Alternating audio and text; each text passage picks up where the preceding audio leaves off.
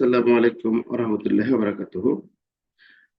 আজকে ক্লাসে আমরা দেখব 99তম ব্যাংকিং ডিপ্লোমা প্রস্তুতি, জিআইবিবি, প্রিন্সিপালস অফ ইকোনমিক্স, এই সাবজেক্টের মডিউল এ থেকে আলোচনা করব।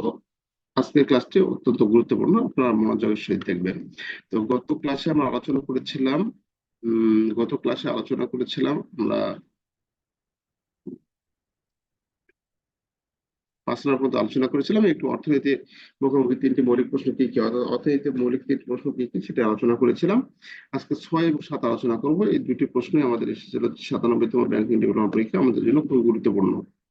তো 7 নম্বর প্রশ্ন, অর্থনৈতিক সম্পদ কি? অর্থনৈতিক সম্পদ আলোচনা করুন। এটা হচ্ছে এই এই প্রশ্নটা অনুরূপ আর কি। পণ্য এবং পরিষেবাগুলিতে উৎপাদনে ব্যবহৃত হয় উপাদান সমূহ কি কি, এরকম ভাবে এই প্রশ্নটি এসেছিল। আচ্ছা, তো আমরা এই প্রশ্নটি দেখবো। এটা আসছে হচ্ছে 11 নম্বর পেজে আছে। তো আমরা 11 নম্বর পেজে যাই।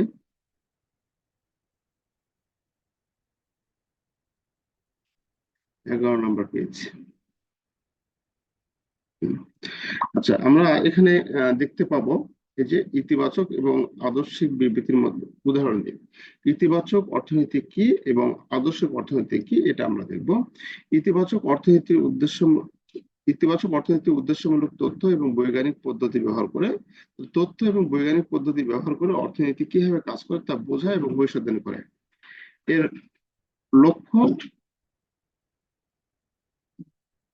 এর লক্ষ্য অর্থনৈতিক ভেরিয়েবলের মধ্যে বাস্তব সম্পর্ক এবং কার্যকর প্রক্রিয়া উন্মোচন করা। একটি ইতিবাচক বিবৃতির উদাহরণ হলো অন্যান্য কারণগুলি স্থির রাখা, মানে রেখে সুদের হার বৃদ্ধির ফলে ঋণের চাহিদা কমে যায়। এই বিবৃতিটি পরীক্ষামূলক তথ্য দ্বারা যাচাই করা যেতে পারে এবং এটি কোনো মূল্যবোধ বা ব্যক্তিগত মতামতের উপর ভিত্তি করে নয়। আচ্ছা, আর আদর্শিকটা হচ্ছে আদর্শিক অর্থনীতিতে মূল্য বিচার করে এবং সেই রায়গুলির উপর ভিত্তি করে নীতি প্রদান করা হয়ে থাকে। আদর্শিক বিবৃতিগুলির মতামতের উপর ভিত্তি করা হয় এবং অর্থনীতি কি পছন্দনীয় বা ভালো সে সম্পর্কে বিভিন্ন অর্থনীতিবিদদের বিভিন্ন মতামত প্রদান করে থাকে। একটি আদর্শিক বিবৃতির উদাহরণ হলো বিদ্যমান অর্থনৈতিক পরিস্থিতি বিবেচনা করে বিনিয়োগ পরিবেশের উন্নতির জন্য সুদের হার হ্রাস করা উচিত। এই বিবৃতিটি অর্থনীতির উন্নতির জন্য কি করা উচিত সে সম্পর্কে একটি নির্দিষ্ট রায় প্রতিফলিত করে এবং এটি ইতিবাচক বিবৃতির মতো বৈজ্ঞানিকভাবে যাচাই করা যায় না। তাহলে আমরা এই দুইটা, ইতিবাচক অর্থনীতি এবং আদর্শিক অর্থনীতি, যেটা আমরা পড়লাম। ইতিবাচক অর্থনীতি হলো আমাদের এখানে মূল কি পয়েন্ট হচ্ছে আমাদের তথ্য এবং বৈজ্ঞানিক পদ্ধতি ব্যবহার করে, তথ্য এবং বৈজ্ঞানিক পদ্ধতি ব্যবহার করে অর্থনীতিতে নীতি নির্ধারণ করা হয় বা নীতি প্রয়োগ করা হয়। আর এখানে আদর্শিক বিবৃতিতে আমাদের মানবীয় গুণাবলী বা যে মানবীয় কার্যাবলীর উপর ভিত্তি করে বা আমাদের যে মানুষের যে কি বলে মানবীয় গুণাবলীর উপর ভিত্তি করে আমরা এখানে নীতি বা প্রয়োগ করে থাকি। তাহলে আদর্শিক অর্থনীতি হচ্ছে আমাদের মানবীয়, মানে আপনি মানে আপনি মানুষ হিসাবে আপনি বুঝতে পারতেছেন এটা আমাদের জন্য খারাপ হবে, তাই আপনি সেই সম্পর্কে আপনি বিধিনিষেধ প্রয়োগ করছেন। এটা হচ্ছে আমাদের আদর্শিক। আর ইতিবাচক অর্থনীতি এরকম আপনার খারাপ লাগা না লাগার উপর নির্ভর করবে না, এটা হচ্ছে তথ্য এবং বৈজ্ঞানিক পদ্ধতির উপর ভিত্তি করে আহ দিবে আর কি, নীতি নির্ধারণ করবে। এটা হচ্ছে আমাদের কাছে ইতিবাচক অর্থনীতি। তো এখানে দুইটি উদাহরণ দেওয়া আছে। দুইটি উদাহরণ যদি দেখি, অন্যান্য কারণ স্থির রেখে যদি সুদের হার বৃদ্ধির ফলে ঋণের চাহিদা কমে যায়, সুদের হার বৃদ্ধির ফলে ঋণের চাহিদা কমে যায়, এই বিবৃতিটি পরীক্ষামূলক তথ্য দ্বারা যাচাই করা যেতে পারে। এটি কোনো মূল্যবোধ বা ব্যক্তিগত মতামতের উপর ভিত্তি করে নয়। তাহলে এটা আমরা তথ্য এবং পরীক্ষামূলক যাচাই বাছাই করে এটা আমরা দেখতে পারি। আর এখানে যেটা উদাহরণ দেওয়া আছে যে বিদ্যমান অর্থনৈতিক পরিস্থিতি বিবেচনা করে বিনিয়োগ পরিবেশের উন্নতির জন্য সুদের হার হ্রাস করা উচিত। এখন আমরা দেখছি যে কোনো প্রাকৃতিক বিপর্যয়ের কারণে বা কোনো সমস্যার কারণে আমরা দেখতেছি অর্থনৈতিক বিপর্যয় হয়ে গেছে এবং সেই কারণে আমাদের সুদের হার বিবেচনা মানে কমিয়ে দেওয়া উচিত। এটা হচ্ছে মানবীয় গুণাবলী। আপনি আপনি আপনার মন মানসিকতা থেকে বলছেন বা মানসিকতা থেকে বলছেন। এটা কিন্তু কোনো বৈজ্ঞানিক লিখিত কোনো ডাটা বা লিখিত কোনো কিছু দিয়ে না। আপনি আপনার মানবীয় যে গুণাবলী আছে সেই গুণাবলী প্রয়োগ করে আপনি এটা প্রয়োগ করতেছেন, এই নীতিগুলো প্রয়োগ করতেছেন। এটা হচ্ছে আমাদের কাছে আদর্শিক নীতি। তাহলে এই দুটা নীতি অবশ্যই আমাদের একটু মনে রাখতে হবে। ইতিবাচক অর্থনীতি হচ্ছে তথ্য এবং বৈজ্ঞানিক পদ্ধতি ব্যবহার করে আমরা নীতি প্রয়োগ করে থাকি। আদর্শিক হচ্ছে মানবীয় গুণাবলী আহ বিবেচনা করে যে নীতি প্রয়োগ করে থাকি সেটা। আচ্ছা, তাহলে ইতিবাচক এবং আদর্শিক বিবৃতি উদাহরণ সহ আমরা লিখলাম। এখন এখানে অর্থনৈতিক সম্পদ কি, অর্থনৈতিক সম্পদ কি, অর্থনৈতিক সম্পদ আলোচনা করুন। এখন এই বিষয়টা আমাদের একটু ভালো মতো জানতে হবে যে অর্থনৈতিক সম্পদ কি এবং সম্পদটা আমাদের আলোচনা করতে বলছে। এই প্রশ্নটা ঘুরে এসেছিল। দেখো, আমরা এই প্রশ্নটাকে দেখলে বুঝতে পারবো। তো এখানে উম বলা আছে যে অর্থনৈতিক সম্পদ সেই উপাদানগুলোকে বোঝায় যা পণ্য ও পরিষেবা উৎপাদনে ব্যবহৃত হয়। পণ্য ও পরিষেবা উৎপাদনে ব্যবহৃত হয়। খেয়াল করুন, এখানে একটা কি মার্ক দেখুন, এই যে পণ্য এবং পরিষেবা উৎপাদনে ব্যবহৃত হয়। হম আমাদের প্রশ্ন এসেছিল পণ্য এবং পরিষেবা উৎপাদনে ব্যবহৃত উপাদান সমূহ কি কি। 97 এবং ব্যাংকিং ডিপ্লোমা যে প্রশ্ন এসেছিল সেটা কিন্তু এটা আসেনি যে অর্থনৈতিক সম্পদ কি, অর্থনৈতিক সম্পদ সমূহ আলোচনা এটা আসেনি। এইটুকু আসছিল যে পণ্য ও পরিষেবা উৎপাদনে ব্যবহৃত উপাদান সমূহ কি কি, তখন আমরা দিব। তার উৎপাদন সময় ব্যবহৃত উপাদান সমূহ কি কি উপাদান সমূহ ব্যবহৃত হয়েছে, এই যে জমি, শ্রম, মূলধন এবং উদ্যোক্তা, চারটি। অর্থাৎ উৎপাদনের উপাদান সমূহ কি কি। মোট কথা যে আমরা যদি বলি উৎপাদনের উপাদান সমূহ কয়টি, চারটি। আপনার এই প্রশ্নটা যদি আসে পণ্য পরিষেবা না বলে সরাসরি আসলো যে উৎপাদনের উপাদান সমূহ কয়টি, এই চারটি। জমি, শ্রম, মূলধন এবং উদ্যোক্তা, এই চারটি হচ্ছে আমাদের উপাদান। আচ্ছা, এই সীমিত সম্পদ গুলি সসীম এই সম্পদগুলি সসীম এবং সীমিত, যার অর্থ হলো তাদের মূল্য এবং উৎপাদনশীলতা সর্বাধিক করার জন্য তাদের অবশ্যই দক্ষতার সাথে ব্যবহার করা উচিত। আচ্ছা, তাহলে মূল কথা যে উৎপাদনের উপাদান সমূহ হলো চারটি, বা পণ্য বা পরিষেবা উৎপাদনের জন্য ব্যবহৃত উপাদান সমূহ চারটি। জমি, শ্রম, মানে জমির জায়গায় ভূমিও লেখা যেতে পারে। ভূমি, শ্রম, মূলধন, উদ্যোক্তা। ভূমি, শ্রম, মূলধন, উদ্যোক্তা বা সংগঠনও অনেকেই বলে। আচ্ছা, তো অর্থনৈতিক সম্পদ সমূহ আমাদের আলোচনা যদি করি, তাহলে এখানে অর্থনৈতিক সম্পদ চার প্রকার হয়ে থাকে। একটা হচ্ছে প্রাকৃতিক সম্পদ। প্রাকৃতিক সম্পদের মধ্যে আমাদের এখানে দেখা যাচ্ছে যে এগুলি এমন সম্পদ যা প্রকৃতিতে পাওয়া যায় এবং পণ্য ও পরিষেবা উৎপাদনে ব্যবহৃত হয়। প্রাকৃতিক সম্পদের উদাহরণগুলির মধ্যে রয়েছে ভূমি, জল, খনিজ, বন, তেল। তাহলে এটা আমাদের এই যে ভূমি যেটা বলতেছে সে ভূমির আওতার মধ্যে পড়বে। এটা ভূমির আওতার মধ্যে পড়বে যে প্রাকৃতিক সম্পদ। এক নম্বর আলোচনা হচ্ছে প্রাকৃতিক সম্পদ বা ভূমি। তাহলে এগুলি আমাদের এমন সম্পদ যা প্রকৃতিতে পাওয়া যায় এবং পণ্য পরিষেবা উৎপাদনে ব্যবহৃত হয়, যেমন ভূমি, জল, খনিজ, বন, তেল ইত্যাদি। আচ্ছা, 2 নম্বর হচ্ছে কি, শ্রম। এই যে 2 নম্বর হচ্ছে শ্রম, এই যে এই শ্রম। শ্রম হচ্ছে 2 নম্বর, এটা আলোচনা করবো। শ্রমতে বলা হচ্ছে এটি পণ্য ও পরিষেবা উৎপাদনে ব্যবহৃত মানুষের শারীরিক ও মানসিক প্রচেষ্টাকে বোঝায়। শ্রমের মধ্যে দক্ষ ও অদক্ষ উভয় কর্মী, সেই সাথে পরিচালক এবং উদ্যোক্তা অন্তর্ভুক্ত থাকতে পারে। মানে পরিচালক এবং উদ্যোক্তার শ্রমটাও এখানে থাকতে পারে, তারা যে শ্রমটা দিবে। তাহলে পণ্য পরিষেবা উৎপাদনে মানুষের শারীরিক এবং মানসিক যে প্রচেষ্টা সেটা হচ্ছে আমাদের এই শ্রমকে বোঝায়। শারীরিক এবং মানসিক যে প্রচেষ্টা সেটা। তারপরে আছে মূলধন। এটি পণ্য ও পরিষেবা উৎপাদনে ব্যবহৃত সরঞ্জাম,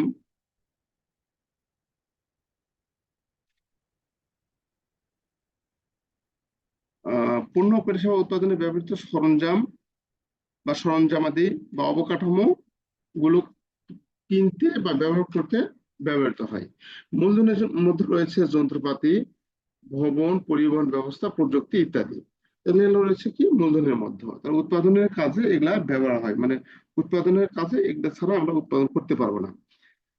উদ্যোক্তা, উদ্যোক্তা তো বোঝেন যে মালিক, হ্যাঁ, যে উদ্যোগ গ্রহণ করে সে।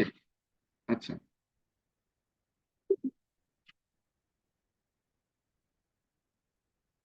তো এখানে উদ্যোক্তা বলা আছে এটি মানুষের চাহিদা এবং চাহিদা পূরণ করে এমন পণ্য ও পরিষেবা তৈরি করার জন্য অর্থনৈতিক সংস্থানগুলি সংগঠিত পরিচালনা করার মানুষের ক্ষমতাকে বোঝায়। তো উদ্যোক্তা হলো যে আমরা উৎপাদনের জন্য আমাদের যে বিভিন্ন সংস্থান, বিভিন্ন উপকরণগুলি থাকবে, সেই উপকরণগুলি পরিচালনা করা, এবং আমরা অর্থনৈতিক যে সংস্থানগুলি আরো থাকবে, ভূমি, শ্রম, মূলধন, এগুলোকে আমরা সঠিকভাবে পরিচালনা করে উৎপাদনশীলতা বৃদ্ধি করাকে বা উৎপাদনশীলতা চালু রাখাকে বোঝায়। আচ্ছা, উদ্যোক্তাদের মধ্যে ঝুঁকি নেওয়া, উদ্ভাবন এবং উৎপাদনের অন্যান্য কারণ একত্রিত করে নতুন উপায় খুঁজে বের করা জড়িত। আচ্ছা, এটা এ হচ্ছে আমাদের চারটি, যে ভূমি, শ্রম, মূলধন, সংগঠন, এই চারটি আমাদের গত 97তম ব্যাংকিং ডিপ্লোমা পরীক্ষায় এসেছিল। আচ্ছা, তারপরে আছে, পরেরটা আছে যে মূলধনকে উৎপাদনের ফ্যাক্টর হিসেবে ব্যাখ্যা করো।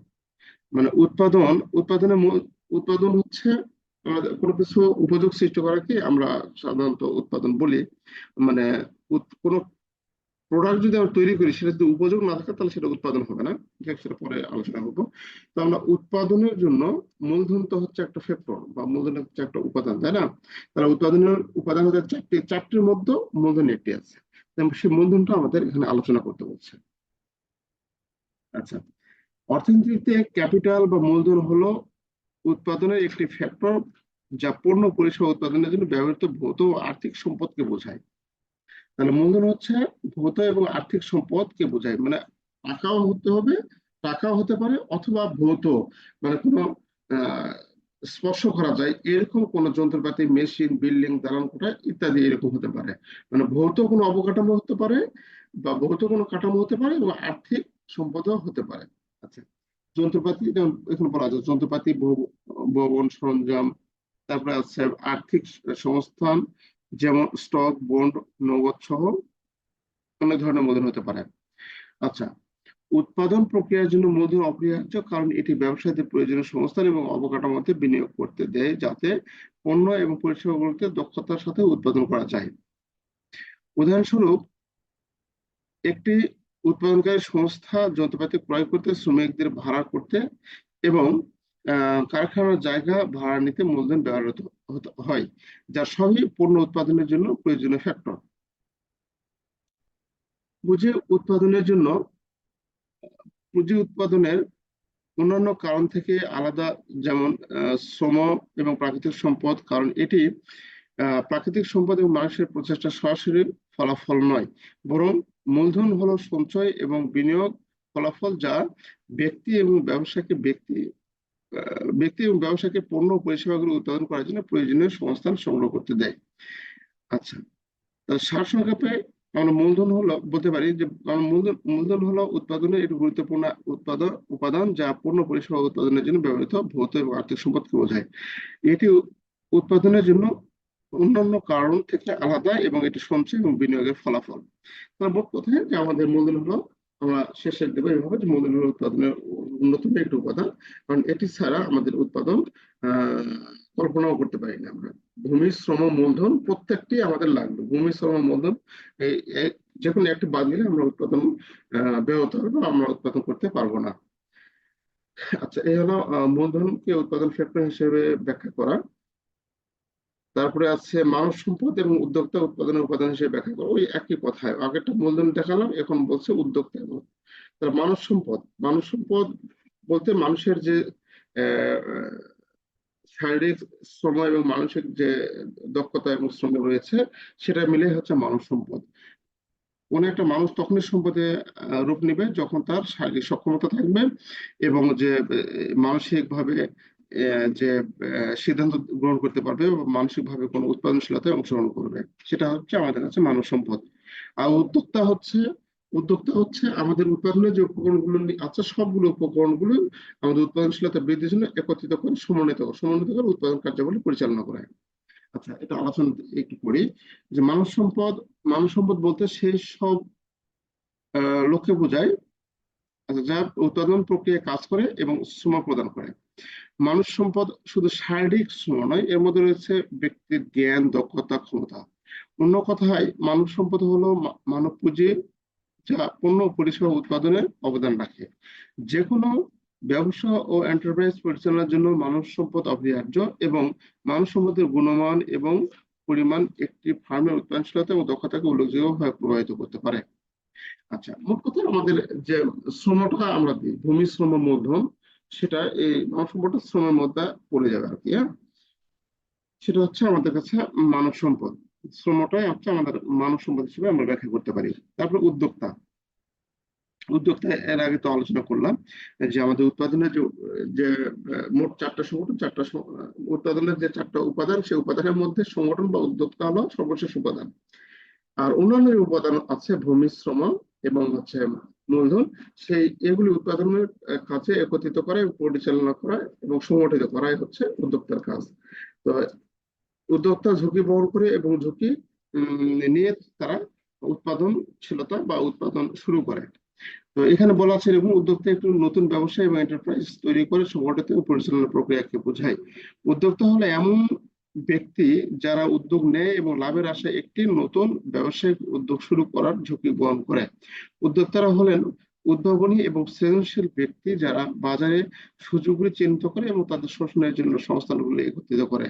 উদ্যোক্তারা সংস্থান সৃষ্টি করে নতুন পণ্য ও পরিষেবা প্রবর্তন করে এবং উদ্ভাবন এবং প্রযুক্তি অগ্রগতির মাধ্যমে অর্থনীতিতে গুরুত্বপূর্ণ ভূমিকা পালন করে। তো মোট কথা আমাদের যে চারটা উৎপাদনের উপাদান সমূহ আছে, চারটা উৎপাদনের উপাদান সমূহ আমাদের ব্যানার লেখার অ্যাবিলিটি থাকতে হবে, এইভাবে আমরা লিখবো। তাহলে আমরা এখানে দেখলাম ভূমিটা আমরা প্রথমে ওই প্রথম পয়েন্টের মধ্যে চারটা আলোচনা করেছি। আমরা এর আগে দেখলাম হচ্ছে আমরা মূলধন নিয়ে দেখলাম, ক্যাপিটাল মূলধন নিয়ে আলোচনা করা দেখলাম। তারপরে এখন শ্রম বা মানব সম্পদ দেখলাম, এখন উৎপাদন সম্পদ দেখলাম, তাই না? আচ্ছা, এখন এরপরে আমরা দেখবো গুরুত্বপূর্ণ প্রশ্ন এটি। দুধ এবং বিস্কুট উৎপাদন করে এমন একটি অর্থনীতির জন্য একটি উৎপাদন সম্ভাবনা রেখা অঙ্কন করুন এবং ব্যাখ্যা করুন। দুধ উৎপন্ন করে, মানে একই সাথে দুটি প্রোডাক্ট উৎপন্ন করে, দুধ উৎপাদন করে এবং বিস্কুট উৎপাদন করে, দুটি প্রোডাক্ট উৎপন্ন হয়। সেই দুটি প্রোডাক্ট উৎপন্নের জন্য উৎপাদন সম্ভাবনা রেখা আমাদের অঙ্কন করতে হবে, সম্ভাবনা রেখা। আবার বলা আছে রোগে, রোগে যদি সেই অর্থনীতির অর্ধেক গরু মারা যায়, রোগে যদি আমাদের যে অর্থনীতির জন্য এটা ব্যাখ্যা করছি, যে অর্থনীতির জন্য ব্যাখ্যা করছি, সেই অর্থনীতির যে অর্ধেক গরু মারা যায়, তবে এই অবস্থা শেষে কি হবে? গরু মারা যাওয়ার শেষে আমাদের কি হবে, আমাদের এই অর্থনীতির কি অবস্থা হবে বা দাঁড়াবে? আচ্ছা, এই রেখাটা একটু উপরে উঠে গেছে, তো আমরা একটু দেখি, এটা আলোচনা করি। উৎপাদন সম্ভাবনা রেখা বা product possibility curve, product possibility curve. আচ্ছা, আমরা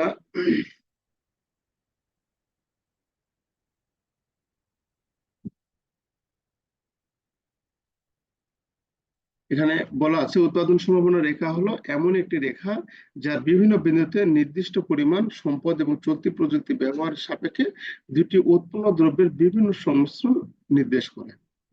তাহলে এই চিত্রটাতেই আগে আমরা দেখি যে চিত্রটা হচ্ছে এই যে এ থেকে শুরু এবং এই যে বি তে এসে শেষ, এই যে রেখাটা, এই যে কার্ভ রেখাটা, এই যে কার্ভ রেখাটা, এই যে কালো কার্ভ রেখাটা, এই রেখাটা হচ্ছে উৎপাদন সম্ভাবনা রেখা।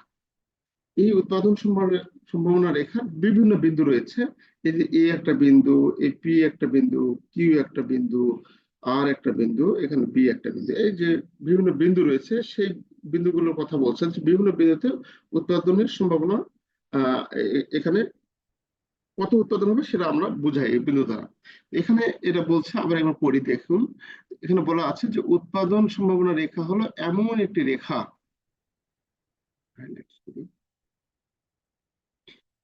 উৎপাদন সম্ভাবনা রেখা হলো এমন একটি রেখা যার বিভিন্ন বিন্দুতে, বিভিন্ন বিন্দু বলতে এই যে এ, তারপরে পি আছে, তারপর কিউ, আর এবং বি, এই যে বিভিন্ন বিন্দুতে নির্দিষ্ট পরিমাণ সম্পদ এবং চলতি প্রযুক্তি ব্যবহারের সাপেক্ষে দুইটি উৎপন্ন দ্রব্যের সম্ভাব্য সংমিশ্রণ নির্দেশ করে। তাহলে সম্ভাব্য সংমিশ্রণ নির্দেশ করে কিরকম ভাবে আমরা এটা যখন চিত্রটা ব্যাখ্যা করবো তখন আপনারা বুঝতে পারবেন।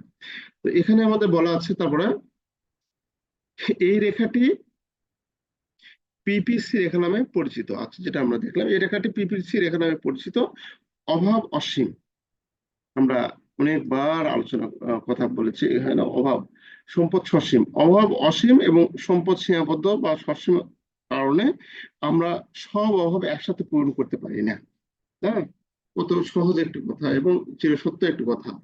অভাব অসীম এবং অভাব মোচনের জন্য সম্পদ হচ্ছে কি সসীম বা সীমাবদ্ধতার কারণে আমরা এট এ টাইম একই সাথে আমরা সবগুলো অভাব পূরণ করতে পারি না। তবে দুষ্প্রাপ্যতার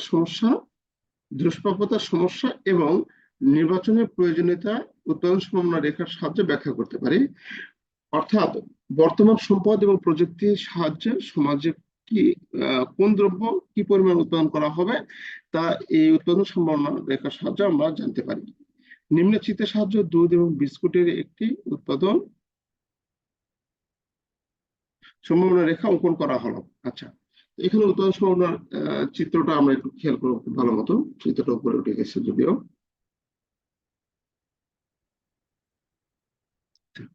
ও এবং এই যে এক্স, ও এবং এক্স এবং ওয়াই, এই দুটি অক্ষ, একটি অক্ষে আমাদের দুধের উৎপাদন দেখা হয়েছে ও এক্স অক্ষে, আর ওয়াই অক্ষে আমাদের বিস্কুট উৎপাদন দেখানো হয়েছে। আচ্ছা, তো সেটা এখানে বলা আছে যে চিত্রে ও এক্স অক্ষে, খেয়াল করুন, চিত্রে ও এক্স অক্ষে দুধ এবং ওয়াই অক্ষে বিস্কুট পরিমাপ করা হয়েছে। নির্দিষ্ট পরিমাণ সম্পদ এবং চলতি প্রযুক্তি ব্যবহারের সাপেক্ষে ও এক্স অক্ষে, ধরুন এখানে এরকম মনে করুন যে নির্দিষ্ট পরিমাণ সম্পদ আমরা যদি ব্যবহার করি,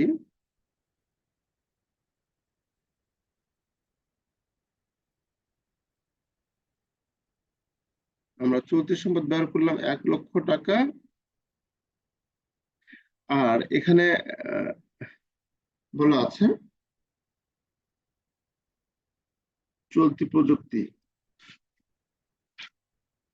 চলতি প্রযুক্তি, তাহলে এখানে আমরা নির্দিষ্ট সম্পদ এবং চলতি প্রযুক্তি যদি আমরা ব্যবহার করে থাকি, তাহলে এখানে চলতি প্রযুক্তি ধরুন 50,000 টাকা আমরা ইউজ করতেছি। ধরুন আমরা কোনো জমি ব্যবহার করছি, 1,00,000 টাকা জমি ব্যবহার করতেছি, আবার প্রযুক্তি ব্যবহার করতেছি 50,000 টাকা প্রযুক্তি, মোট হচ্ছে 1,50,000 টাকা আমরা ইনভেস্ট করছি ওখানে, করে আমরা উৎপাদন করব। এখন কোনো ক্রমে যদি আপনি এখানে নির্দিষ্ট সম্পদের পরিমাণ যদি কমিয়ে দেন 80,000, এটা যদি 20,000 টাকা কমিয়ে দেন 80,000, আর এটা যদি 20,000 বাড়িয়ে দেন 70,000, তাহলে আমাদের মোট মূলধন কত? 1,50,000 টাকায় থাকে না? 1,50,000 টাকায় তো থাকে, তাই না? তো এরকম কোন সম্পদ বাড়িয়ে আরেকটা সম্পদ কমিয়ে এরকম ভাবে আমরা আহ, যদি চেষ্টা করি, তাহলে আমাদের উৎপাদনশীলতা একই হবে। হয়তো কোনো প্রোডাক্ট বাড়বে, কোনো প্রোডাক্টের উৎপাদন কমে যাবে, এরকম হবে যদি আমরা বিকল্প ভাবে ব্যবহার করি। তো এখানে সেটা বলা আছে যে নির্দিষ্ট পরিমাণ সম্পদ এবং চলতি পদ্ধতি ব্যবহার করে ওএক্স অক্ষে দুধ উৎপাদন করলে উৎপাদিত দুধ হবে কত? 40 কেজি। মানে 1,50,000 টাকা যদি আমরা ব্যবহার করি, তাহলে ওএক্স অক্ষে সর্বোচ্চ পরিমাণ দুধ উৎপাদন হবে। সর্বোচ্চ পরিমাণ দুধ উৎপাদন বলতে এখানে কত? এখানে বলা আছে যে আমাদের এখানে দুধ উৎপাদন হবে এই যে এটা, ও থেকে এই যে এই বিন্দু পর্যন্ত, উৎপাদন সম্ভাবনার যে বিন্দু, এই বিন্দু পর্যন্ত, মানে ওবি পর্যন্ত আমাদের সর্বোচ্চ পরিমাণ দুধ উৎপাদন হবে। আচ্ছা, তাহলে আমরা সবগুলো প্রযুক্তি যদি ওএক্স অক্ষে কাজে লাগাই, দুধ উৎপাদনের জন্য কাজে লাগাই, তাহলে সর্বোচ্চ পরিমাণ দুধ উৎপাদন করতে হবে, তখন এই বিস্কুট উৎপাদন হবে না। তেমনি আমরা সবগুলো যদি বিস্কুট উৎপাদনের জন্য কাজে লাগাই, সবগুলো উপাদান বিস্কুট উৎপাদনের জন্য যদি কাজে লাগাই, তাহলে আমরা এই যে ও থেকে এ পর্যন্ত এই ও এ পরিমাণ উৎপাদন করতে পারবো। তখন আমরা এই দুধ উৎপাদন করতে পারবো না। অর্থাৎ এই উৎপাদন ছেড়ে দিলে এই উৎপাদন আমরা করতে পারবো, এই উৎপাদন যদি আমরা ছেড়ে দিই, তাহলে এই উৎপাদন আমরা সর্বোচ্চ করতে পারবো। এখন কথা হচ্ছে যে আপনি আংশিক ভাবে যদি করেন, হ্যাঁ, যদি সর্বোচ্চ আপনি 1,50,000 টাকা যে কোনো একদিকে খাটালেন, তো সর্বোচ্চ উৎপাদন করতে পারেন। কিন্তু আপনার যদি কম খাটান, সে কথা বলা আছে, যে এরকম ভাবে যে আপনি কিছু সম্পদ এখানে আপনি দেখা যাচ্ছে যে কিছু সম্পদ কম খাটাচ্ছেন, কিরকম ভাবে দেখুন, দুধের উৎপাদন কমে 30 কেজি হলে বিস্কুটের উৎপাদন বেড়ে 10 কেজি, 10 কেজি হবে, তখন এদের সমন্বয় সূচক চিহ্ন হবে আর। আবার দুধের উৎপাদন কমে 20 কেজি হলে বিস্কুটের উৎপাদন বেড়ে এত কেজি হবে। অর্থাৎ এখানে আমাদের দুধের যে উৎপাদনটা রয়েছে কত, দুধের উৎপাদন রয়েছে কত, 40 কেজি ছিল, সেটা কমে যদি 30-এ আসে, তাহলে আমাদের যেখানে আমাদের দুধ কোনো 40 কেজি যদি উৎপাদন করতাম, এই যে সর্বোচ্চ প্রযুক্তি ব্যবহার করে যে 40 কেজি উৎপাদন করতাম, তাহলে কোনো বিস্কুট উৎপাদন হতো না। কিন্তু যখনই আমাদের উৎপাদনটা কমিয়ে আসবে, দুধের উৎপাদন যখন কমিয়ে আসবে, তখনই আমরা বিস্কুটের উৎপাদন বাড়াতে পারবো। এতে ঠিক এই দুধ এখান থেকে আমাদের যে লম্ব টানবো, আমাদের উৎপাদন সম্ভাবনা রেখা রেখে এটা বিস্কুটের দিকে আমরা টাই নিয়ে যাবো, নিয়ে গেলে এই পর্যন্ত, তার মানে আমাদের এই পর্যন্ত বিস্কুট উৎপাদন করতে পারবো, এই পর্যন্ত দুধ যদি উৎপাদন ছাড়ে দিই আমরা, মানে আমরা দুধের উৎপাদন যদি আমরা এইটুকু ছেড়ে দিই, এই 30 থেকে 40, 10-এ যদি ছেড়ে দিই, তাহলে 10-এ বিস্কুটের উৎপাদন পারবে। আবার দুধের উৎপাদন যদি 30 থেকে 20-এ নেমে আসে, তাহলে দুধের উৎপাদন, বিস্কুটের উৎপাদন হবে কত, এটা শুধু লম্ব টানলে এখান থেকে এই 20 পর্যন্ত আসবে, তার মানে 10 আবার বৃদ্ধি পাবে। তাহলে এদিকে 10 কমতেছে, এদিকে 10 বৃদ্ধি পাচ্ছে। তাহলে একটা উৎপাদন যদি আমরা কমে দিই, তাহলে আরেকটা উৎপাদন বেড়ে যাবে। আমাদের অর্থনীতিতে কি কোনটা উৎপাদন দরকার, আমাদের উৎপাদন কোনটা কমানো দরকার, এটা কি একবার বিস্কুটে কি 40 দরকার, না দুধের উৎপাদন নেই, দরকার নেই, না দুটারই দরকার আছে? হ্যাঁ, কোনটা চাহিদা বেশি বা কোনটা আমাদের অগ্রাধিকার দিতে হবে, সেটা আমাদের করবো আমরা, যে আমরা এই পরিমাণ সম্পদ কমিয়ে দিয়ে আমরা দুধের জন্য উৎপাদন বাড়াইতে হবে। আর দুধের উৎপাদন বাড়াইতে গিয়ে আমরা দেখা যাচ্ছে যে বিস্কুটের উৎপাদন কমে যাবে। তাহলে এরকম দুইটা পণ্যের মধ্যে একটা একটা প্রোডাক্ট কমলে আরেকটা প্রোডাক্ট বেড়ে যাবে। আচ্ছা, তো তারপরে এখানে আমরা দেখব,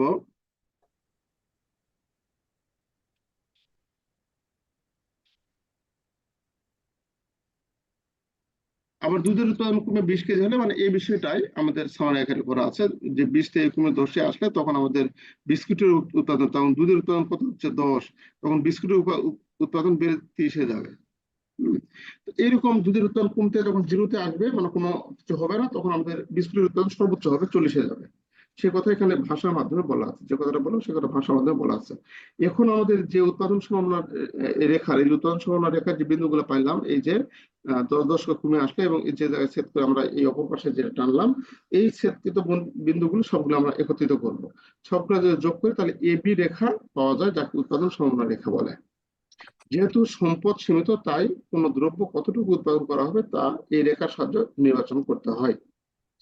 আচ্ছা, তাহলে আমরা এইভাবে আমরা উৎপাদন সম্ভাবনা রেখা ব্যাখ্যা করতে পারি বিস্কুট এবং উৎপাদন, দুধের উৎপাদনের ক্ষেত্রে। কিন্তু পরে বলা আছে, যদি এই অর্থনীতিতে আমাদের অর্ধেক গরু মারা যায়, আমাদের এখানে বলা আছে যে রোগে অর্থনীতি অর্ধেক গরু মারা যায়, তাহলে শেষে কি অবস্থা হবে। তাহলে সেটা আলোচনা করব, রোগে অর্থনীতি অর্ধেক গরু মারা যায় তখন উৎপাদন সম্ভাবনা রেখা নিম্নরূপ। কেটে গেছে একটু, এটা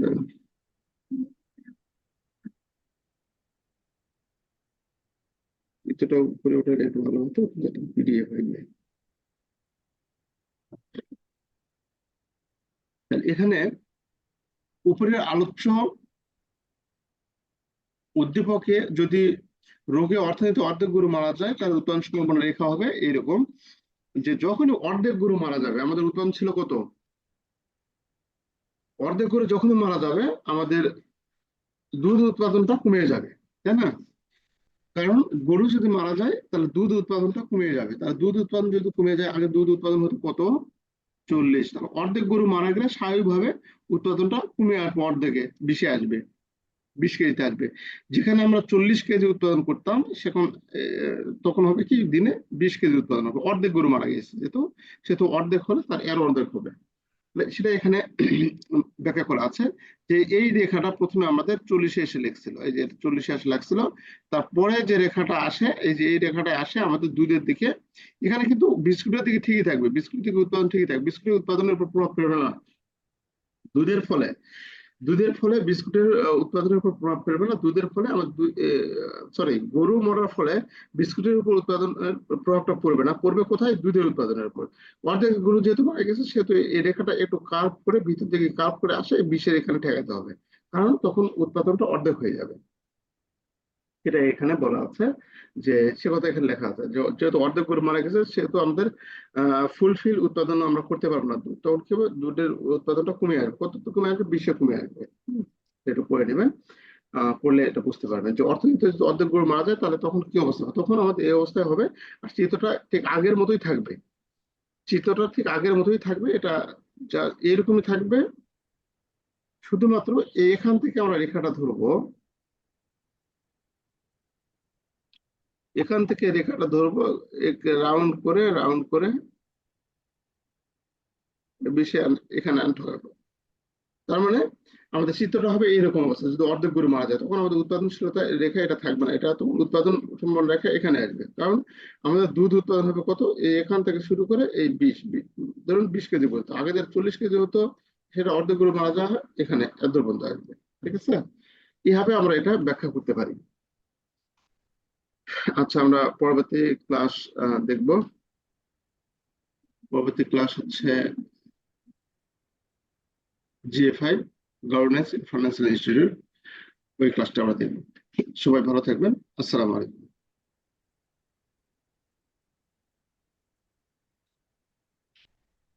সালাম আলাইকুম। জি, ওয়ালাইকুম সালাম। জি।